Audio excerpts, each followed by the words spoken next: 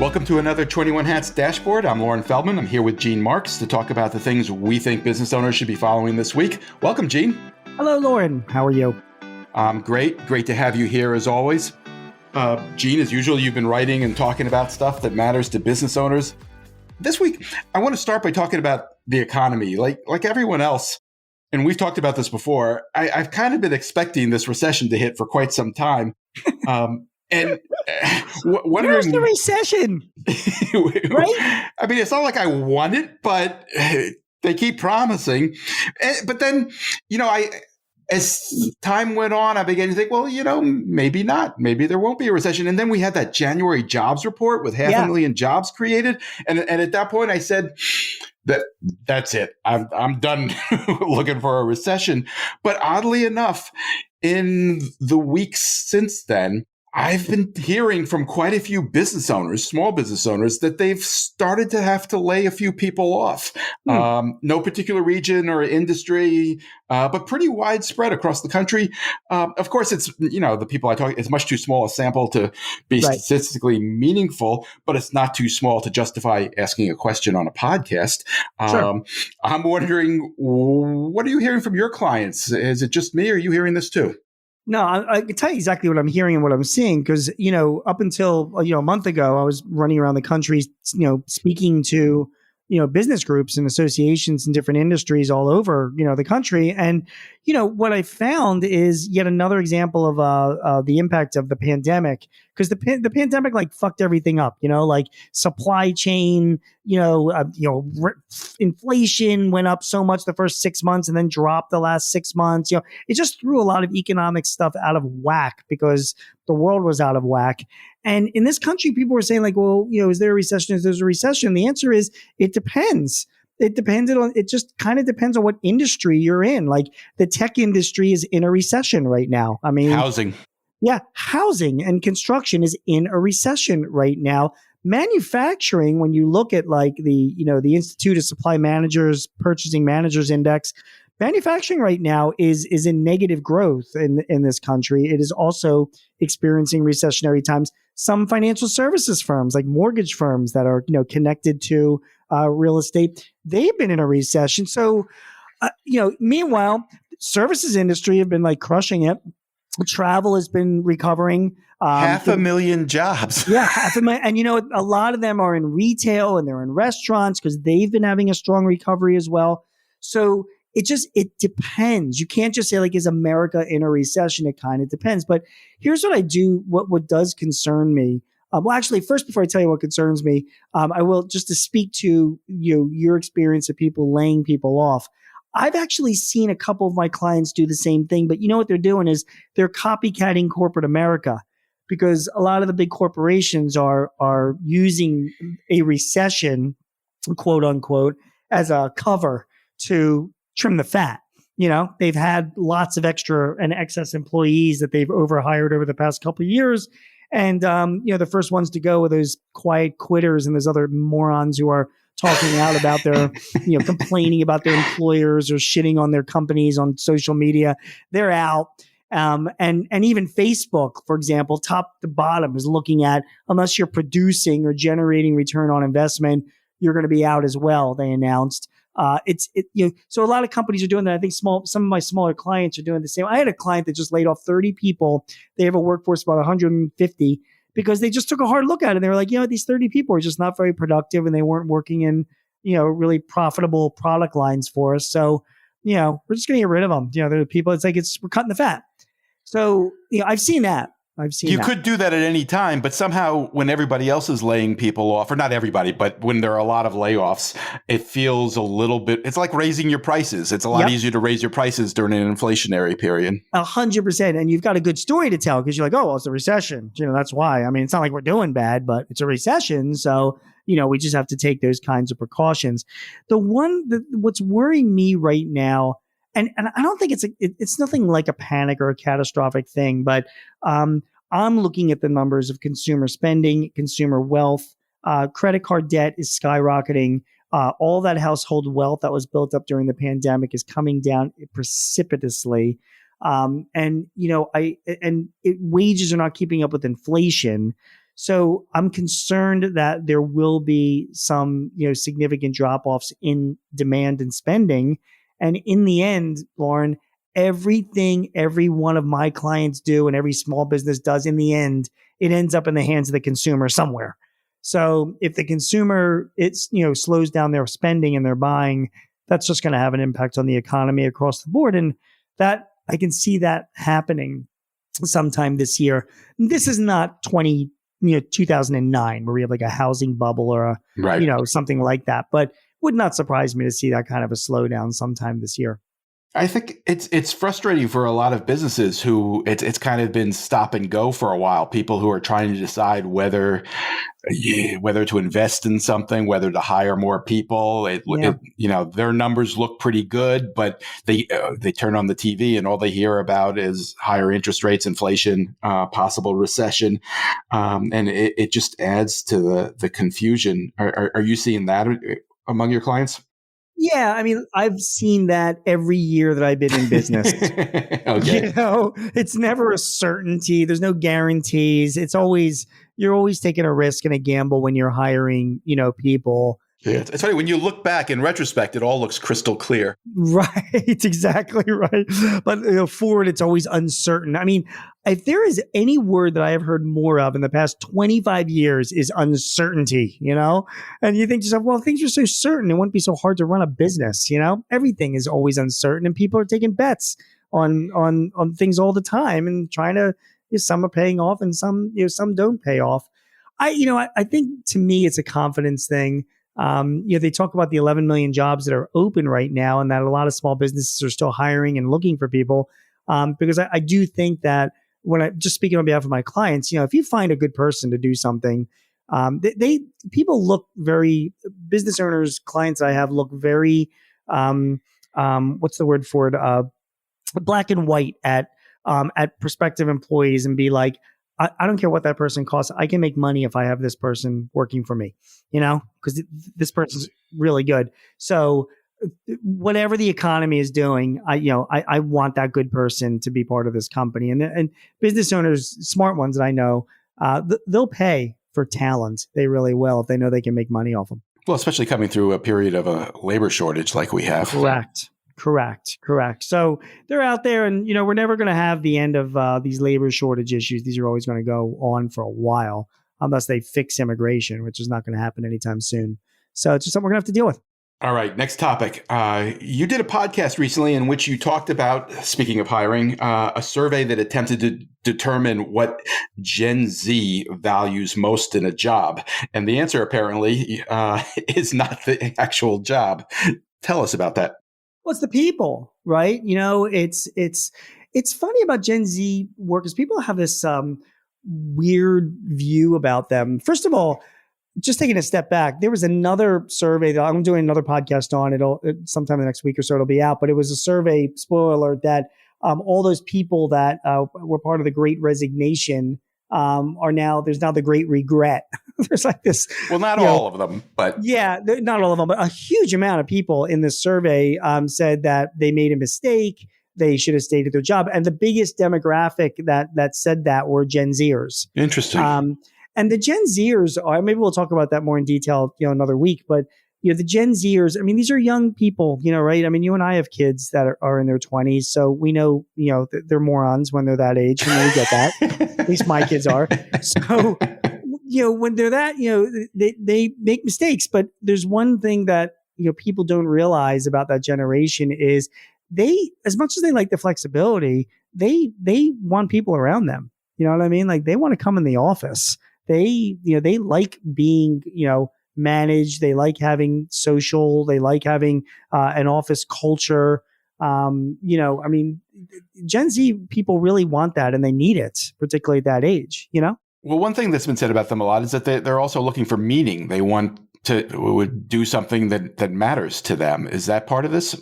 Yeah, it's all part of that because it's part of the culture of what they're doing. You know what I mean? Like they like the, working for some place and making some money, but they want to feel like they're with a group of people and they're working for an organization that they enjoy being with, that they like coming to work, but then also that they're doing something that's actually, providing some value. And, it's funny, that's the challenge. That's the pitch that every small business has to deal with, because the bottom line is that what we do is boring stuff. Do you know what I mean? I mean, we're selling paper and film and gaskets and, architectural services. It's got, me, for example, my company sells CRM software, and you're like, where's the meaning in that? But there is meaning in all this boring stuff. I mean, we are, every small business is not only providing livelihoods for people, but they're providing their little cog in the wheel that helps the world be a better place. And I say that, I mean, I'm not like I take myself too seriously, but when I do talk with people about my business, I'm like, all right, so we sell CRM software, but it's a tool that helps our clients make more money so that they can retire and they can employ more people and they can grow and be happy and have a nice, life, and they can do that through increased sales, and they get increased sales by having good CRM software. And that, makes me feel a little bit better about what we do. In other words, you don't have to work for some social justice warrior company that's, changing the universe because they're green or, saving the environment or whatever. It doesn't have to be that. It can, every company has meaning. And I think if you're looking for a Gen Z worker, you have to make sure that you're providing that meaning to them and also a nice, good workplace to be in. I think that's a really good point.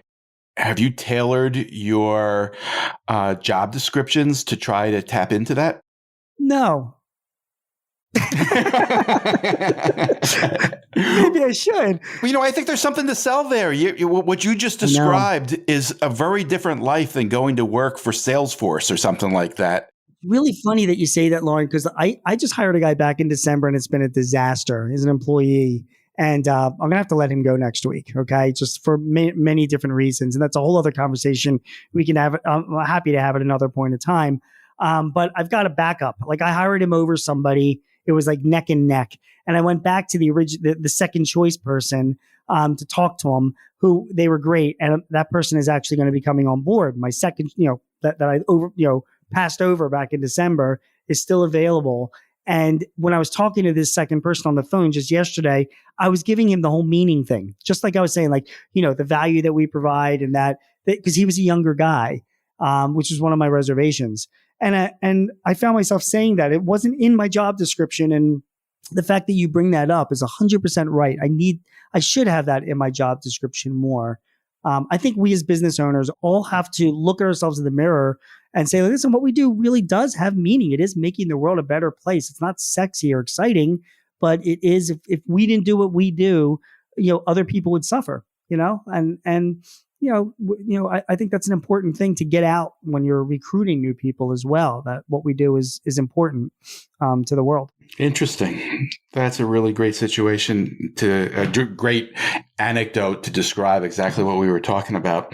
I will be eager to hear more about that when you're ready to talk about it. Well, I know you. You always like to bring this stuff. You love to hear all this gossipy. No, I like to hear when people are figuring things out. That's how I would put it. And, we all make mistakes, and it's great to learn from them. Or it's even better to learn from somebody else's mistake. And that's what we try to do. And it's hard to cut. It's another conversation for another day. But man, this employee, I went through a whole process to find this person. I interviewed like 12 people, chose this guy, and it was a bust. And here I'm 58 years old, Loren. I'm still fucked up. I still don't know how to hire the right person. It's incredible. You feel like such a failure. Well, nobody gets it right every time. Do you think you made a mistake? I totally made a mistake. I mean, you should have known better. It was. Yeah. I mean, I guess I don't know. Looking back, because it can go wrong. Even if you do everything right. Yeah, in the end, when you're hiring somebody, it's you go through all this. 80 to 90% of the stuff is the ritual that you do, but then there's the 10 to 15% that's just you're taking a a leap of faith. Sure. And unfortunately, I took that leap and fell right on my face. So and that's just stinks, and it stinks for everybody because I have a small company. You introduce a new person, and it's like not clicking, and the other employees are like, who is this guy, and why the hell did Gina hire him? And you know what I mean? It's not good. Well, dealing with it quickly is good. Yeah, you got to pull and I had to say that to a few of the other people. I hope you guys don't mind, think I'm being too harsh, but I got a business to run. We can't, you can see the writing on the wall here. We got to make a move, Yeah. All right, last topic. We've talked about this quite a bit, but I want to come back to ChatGPT.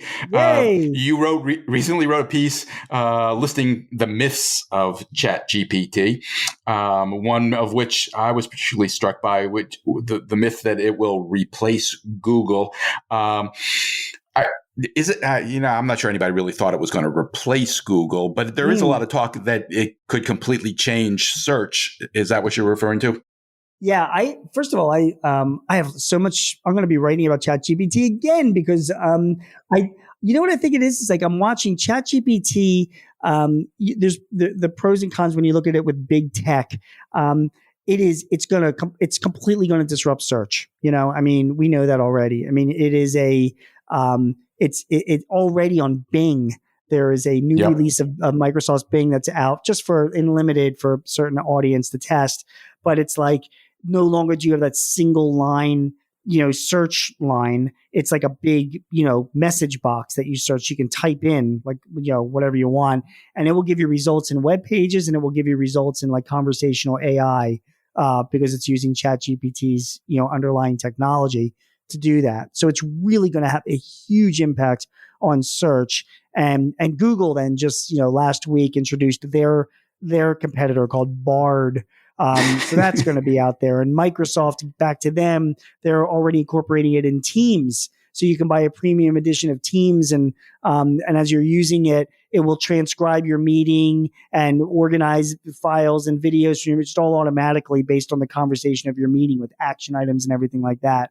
That's chat, which is great. So is it going to be hugely disruptive? Yes. But you know what? If you think about it, even though there's been like some talk about startups with ChatGPT, who are we hearing about? We're hearing about Microsoft. We're hearing about Google, because once again, it's fucking big tech. Well, and the startup, I forget the name of the company that created ChatGPT. OpenAI. Yes. Well, but do you know who they're funded by? Microsoft. They're funded by Microsoft and Elon Musk and Google. I mean, these companies are big tech controls still so much. This is why Congress is investigating and wants to break up Google, because Google is like something 93% of search goes on with Google. And you're like, oh, ChatGPT is going to change all that. And I'm like, I don't know. I mean, Google seems to be right on top of it. And if they're not, Microsoft will be on top of it. So is that any better? You know what I mean?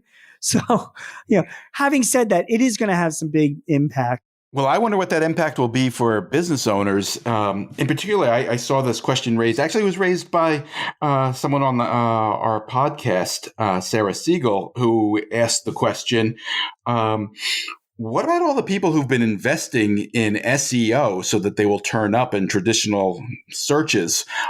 Are they going to decide they wasted all that money when ChatGPT takes over search? Yeah, well, first of all, they've already wasted all their money investing in SEO. The whole system is rigged, and we know that, right? I mean, you're some small business investing in SEO, and then you're going up against Procter and Gamble and J&J, and right? Yeah. So that's besides the point. It's going to change the whole model for SEO. There's no doubt about it. And what are we going to do about it? You're going to have to adapt to it and change and, whatever. I mean, Google and Microsoft, if they're going to lead in this, I mean, again, this could resuscitate Microsoft's search business, with Bing. If they take the lead in this, they're going to have their own ways of billing us for doing searches using conversational AI that will provide absolutely no return on investment for us like it does now, and be controlled by the major corporations in this world. But I'm sure it'll be fun. Because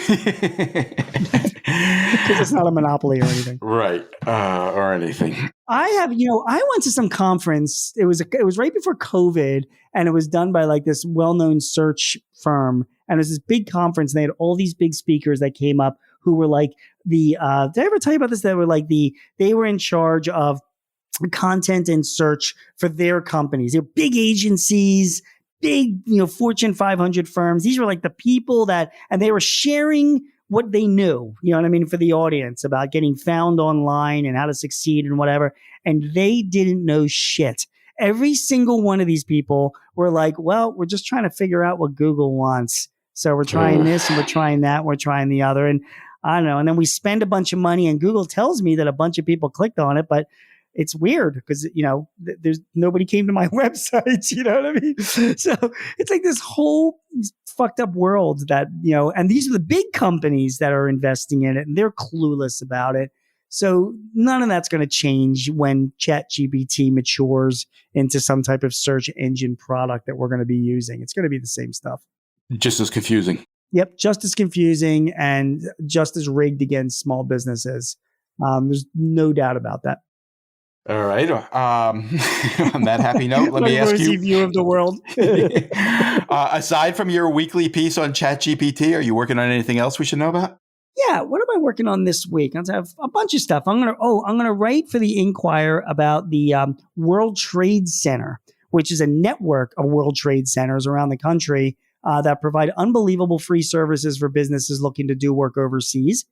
I'm going to write for The Guardian about a survey that came out that said that a bunch of small business owners are saying that Washington isn't doing enough for them. And my position is going to be stop fucking complaining already with Washington. You want them to do more for you. Stop it already. So I'm going to talk about that.